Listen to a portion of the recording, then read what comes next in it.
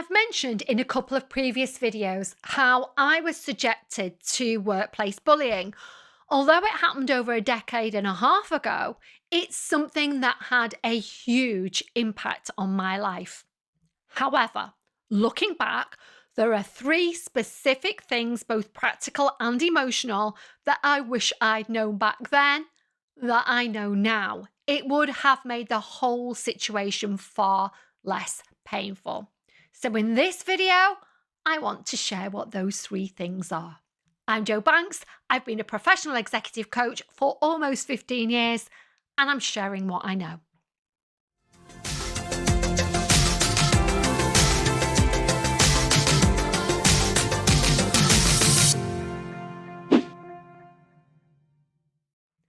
So, without any big long intro on this one, let's get straight into it. Here are my top 3 learning points from both my personal experience and from my 15 years of research into bullying and antisocial personalities. Number 1, why bullies bully. The number one thing that would have made the world of difference to me when I was being bullied is understanding why bullies bully. I think that knowing that would have changed so much for me. I wish I'd known back then that bullies have high levels of insecurity, high levels of vulnerability, low self-esteem, low confidence, low self-worth, feelings of being less than, high levels of shame, often rooted in childhood trauma, high levels of guilt, again, typically rooted in childhood. Contrary to what they'd have you believe, they have deep-rooted feelings of not being good enough, and they have a strong desire for control, typically because they didn't have much growing up. Some even get a perverse pleasure from finding ways to destroy other people's confidence, skills and abilities, self-esteem, likability, etc. However, these tend to be the more narcissistic types. So why do they do it? They build themselves up by putting others down. That's a really key point. They do it to make up for their own perceived inadequacies, to avoid confronting their own problems. For many bullies, it's about unbridled jealousy and envy. They don't have the skills, temperament, time, energy, likability, and any number of other resources, so find ways to undermine and slowly dismantle those positive traits in others. Bullies also project their own insecurities, shortcomings, or negative emotions onto other people. By doing that, they're able to distance themselves from their own negative traits and feelings by literally placing them onto others. It helps them maintain a false sense of superiority and control, artificially making up for their own insecurity and low self-esteem. One thing I know for sure is that they see your potential, even if you don't. I've talked more about this in my video, 5 reasons why bullies bully. I'll leave the link in the description and I'll probably tag it onto the end as well. Number 2, a practical one now. Make notes of everything. Before I established my own coaching practice in 2009, I spent almost 20 years in human resources. One thing that I would always tell employees who suspected that they were being bullied was to make notes and keep evidence. I must admit that I didn't do that myself to begin with. However, as things started to escalate, which they always do, you better believe that I did. One of the many insidious traits of bullies is gaslighting, where they turn the focus away from themselves and place the blame on others. If you try to address issues with them, they'll likely have an answer for everything. They like to bamboozle you with comments like, That never happened. You're losing the plot. You've no evidence of that. It's you that's the problem. You're just misinterpreting what I'm saying. Often gaslighting can really work because people don't expect others to lie with such ease. They'll often gaslight with such conviction that we tend to believe their version of events over our own. However, by keeping diary notes of the incident, dates, times, witnesses, tangible evidence such as emails, texts, photos, phone calls, etc. So take screenshots of phone calls. You have proof. In addition, if you want to raise issues formally at some later point, and in the UK, we do that by raising a grievance, it's a legal right for all UK employees, you'll definitely need evidence. Without it, it will be unlikely that your company can do much to support you.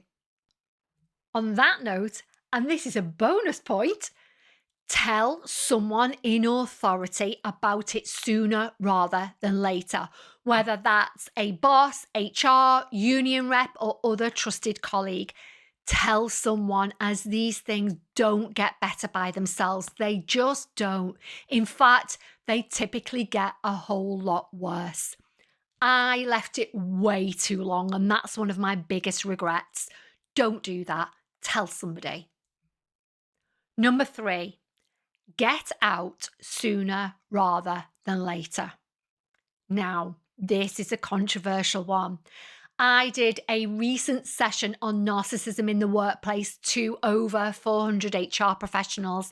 And when I gave the recommendation that you should get out sooner rather than later if you're subjected to workplace bullying, it was met with abject horror from some people. Many felt that companies have an obligation to support their employees, which, quite rightly, yes, they absolutely do. However, I'm a realist, and I know that in some circumstances you can raise issues until the cows come home, but nothing's going to get done about it. Some typical reasons why companies don't act are, number 1, what you're saying can't be proven. You've got no evidence, and that is why evidence is critical. Number 2, the company need the person you're complaining about more than they need you, so they aren't willing to do anything about it. Unfortunately, that's an extremely common one. Number 3, it comes under the too hard to deal with pile, so gets brushed under the carpet. Things can drag out over months or even years with no resolution. What happens then is it slowly erodes your self-confidence, your self-worth, to the point that you can become a shell of your former self. That's what happened to me. I know I stayed too long, and by the time I actually got round to resigning, I just was not the same person. I'd lost almost 2 stone, 14 pounds lighter than I am now. My confidence was shot, and I literally didn't know what day it was. I was not the same person. However, this decline didn't happen all at once. It was that slow erosion of my physical and mental health through consistent and persistent bullying. Do not let that happen to you. No job is worth that. None. The wrap up. Let's do a wrap up. My 3 things that I wish I'd known when I was dealing with my bullying boss. Number 1, bullies are insecure.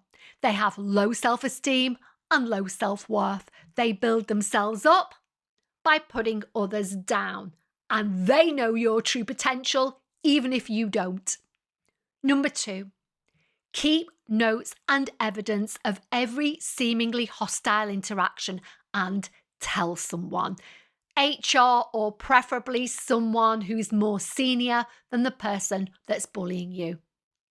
Number 3, if the company doesn't address your issues satisfactorily, get out sooner rather than later, whether that's moving internally, a career shift, or a move to another organisation. Things rarely get better on their own.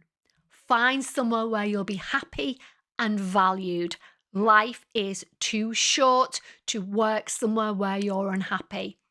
Everyone deserves to come to work in a safe environment, free from emotional abuse and coercive control. Psychological safety as well as physical safety is the very least we should expect from an employer. I'm happy to say that in retrospect, there is a lot of good that came out of my workplace bullying experience. And although it certainly didn't feel like it at the time, but I know that I wouldn't be doing what I do now, and I love my job. Since I founded my coaching practice, I've helped thousands of people live happier and healthier lives. So actually, my abuser and his flying monkeys, see the previous video, did me a big favour, but it has taken me quite a while to get to this point. What next? One aspect of my business is supporting people with their careers. I've helped over 6,500 people find jobs through my corporate training programs. So if you're staying in a job that you've outgrown just because you hate interviews, or you don't know how to update your CV effectively, or job hunting just seems too daunting and overwhelming, I have an online training program that can help. Based on my corporate training programs, your dream job includes 5 separate courses, including Write a Brilliant CV, Finding Your Dream Job, Foolproof Interview Skills, and Get Clear on Your Next Role, and also Presentation Skills. I'll leave a link below, and if you enter the code YouTube10, you'll get 10% off a full price course. Finally, if you enjoyed this video, please like, comment, and subscribe. Subscribing doesn't cost a thing, but helps YouTube know that this content is interesting. So they'll push it out to more people. And I've said it before, I'll say it again, no, you don't look like a stalker. I intend uploading at least twice a week, and I have been for the last few weeks. So hit that notification button so that you don't miss a thing.